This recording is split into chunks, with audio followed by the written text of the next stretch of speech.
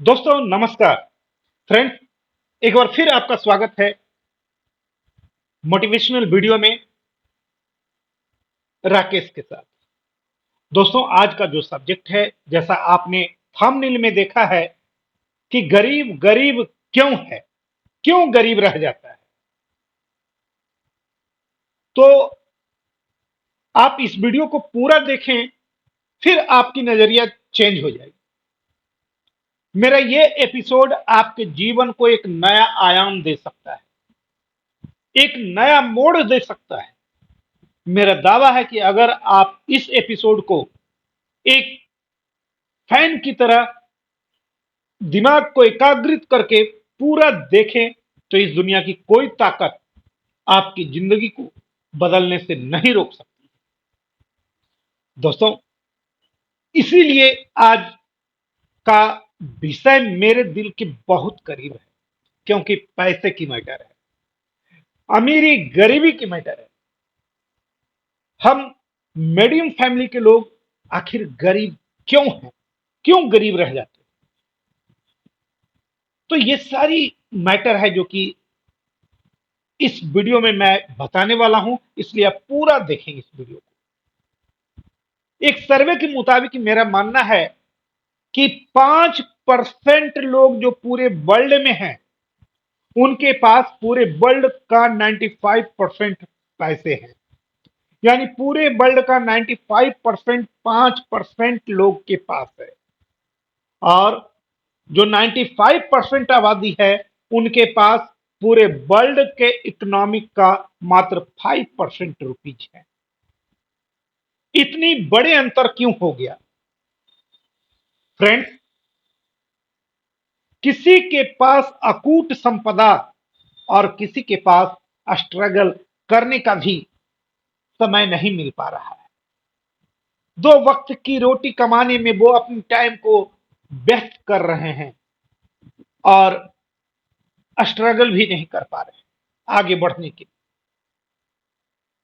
हमारे पास भी वही दो हाथ, दो पैर, दो कान, दो नाक हैं। यानी कि यूं कहिए कि सभी लोगों का हार्डवेयर, अमीर हो, गरीब हो या मीडियम फैमिली हो, सभी लोगों का हार्डवेयर यानी हाथ पैर आंख कान मुंह नाक सब एक है। लेकिन सॉफ्टवेयर, ये जो सॉफ्टवेयर है ना, इसी में कहीं ना कहीं डिफरेंसेज है।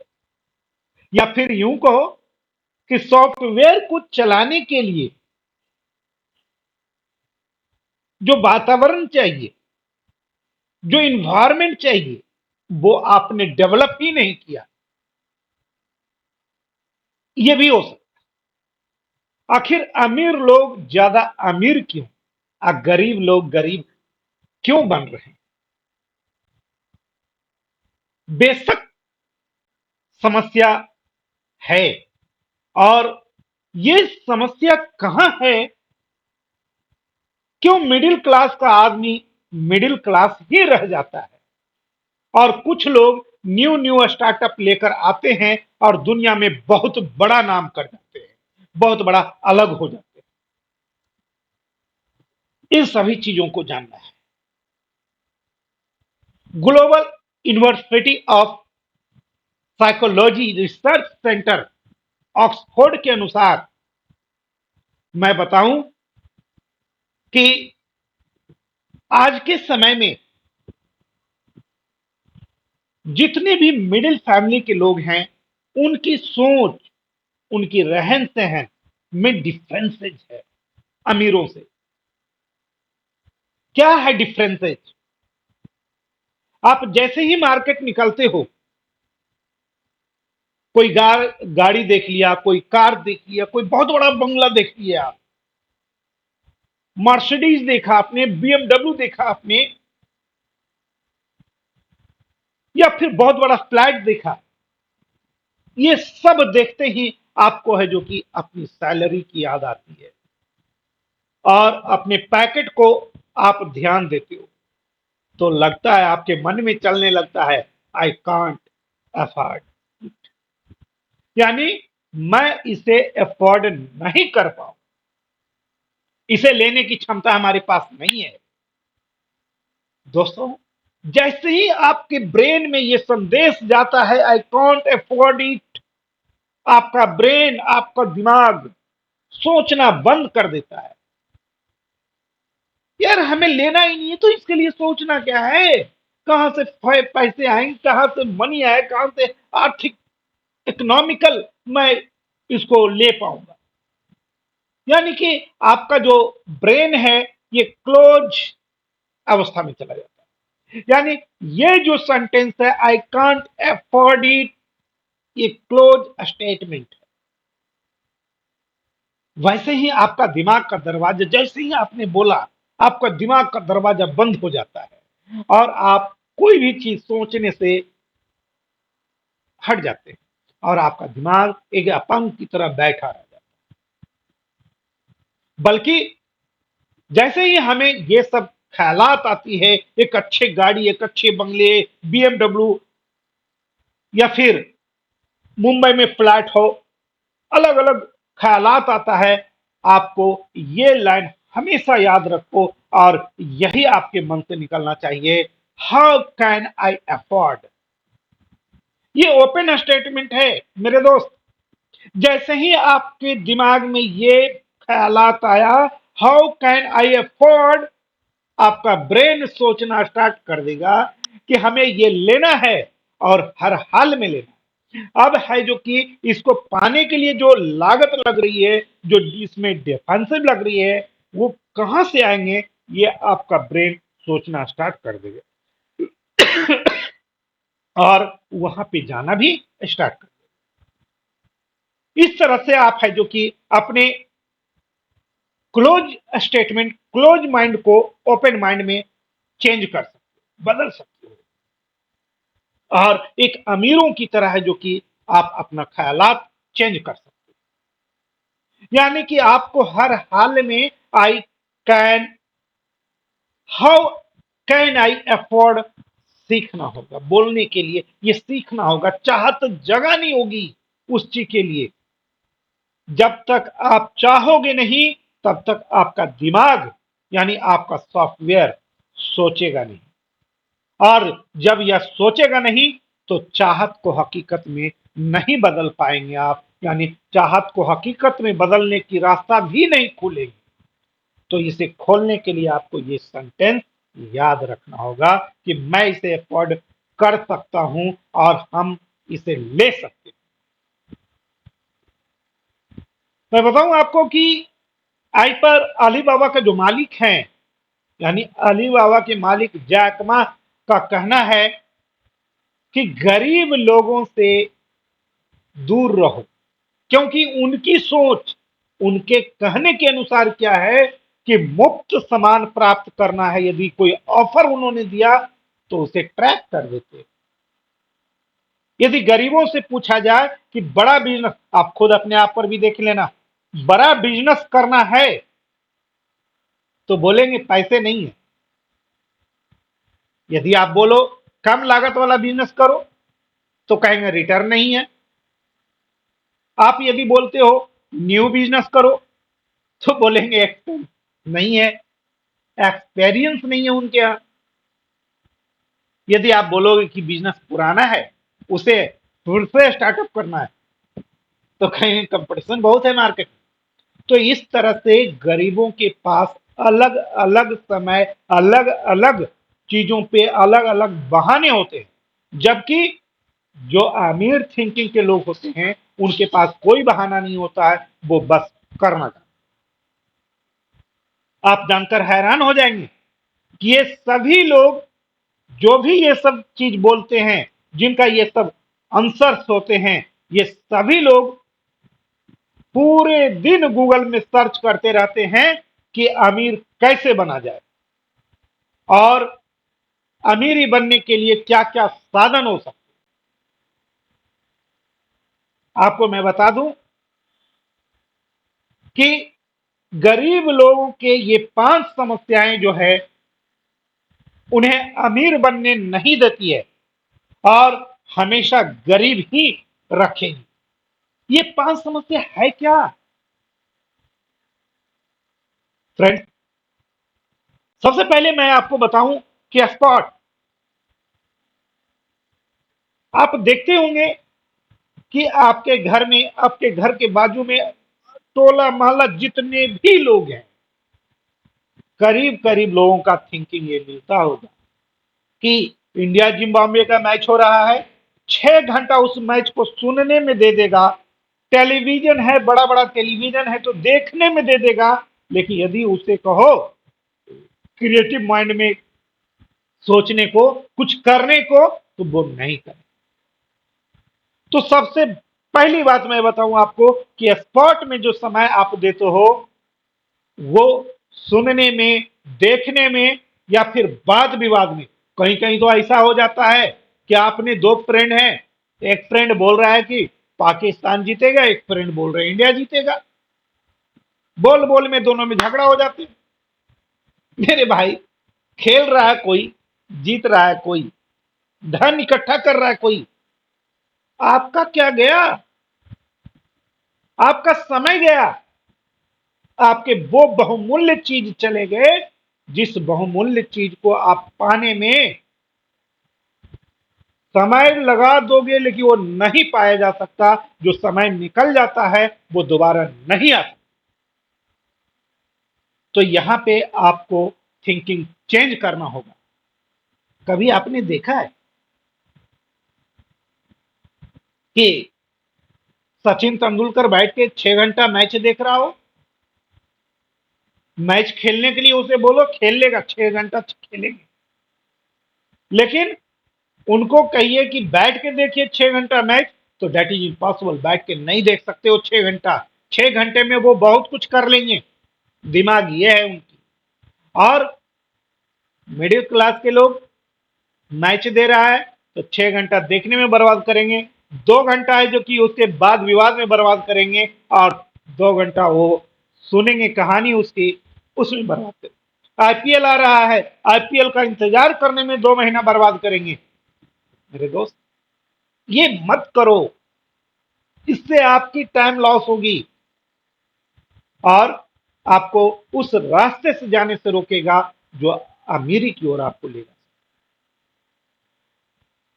रिएक्टिव दूसरा पॉइंट मेरा है, दूसरों को गलती देना।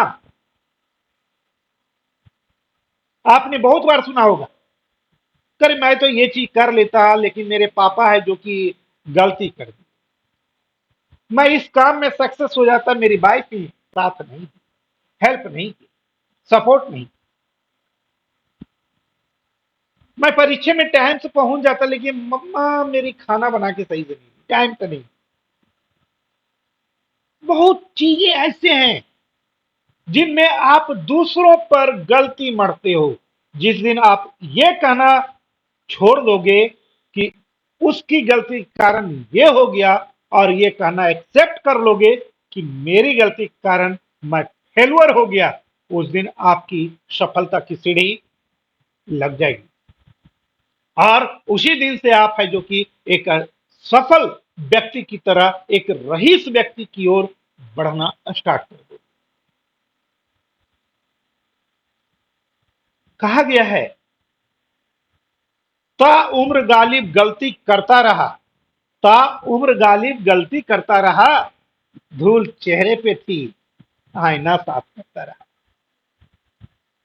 गलती अपनी और दूसरे की गलती मढ़ देना, ये भी मिडिल क्लास के लोगों में बखूबी आता है, और ये ऐसी बीमारी है जो कभी जाती नहीं। जिस दिन छोड़ दिया आपने ये सब बीमारी, जो मैं 5 का 5 बता रहा हूं, आप समझ लो आपकी निकल पड़ी। जलन की भावना, आपको मालूम है कि बहुत से लोग अपने बगल में रहने वाले रईस यानी अमीरों की देखा इसी करेंगे, उससे जलेंगे। अरे उसके घर में एसी है, मैं भी एसी लगाऊंगा। अरे वो बीएमडब्ल्यू कार लाए, मैं भी बीएमडब्ल्यू कार लाऊंगा।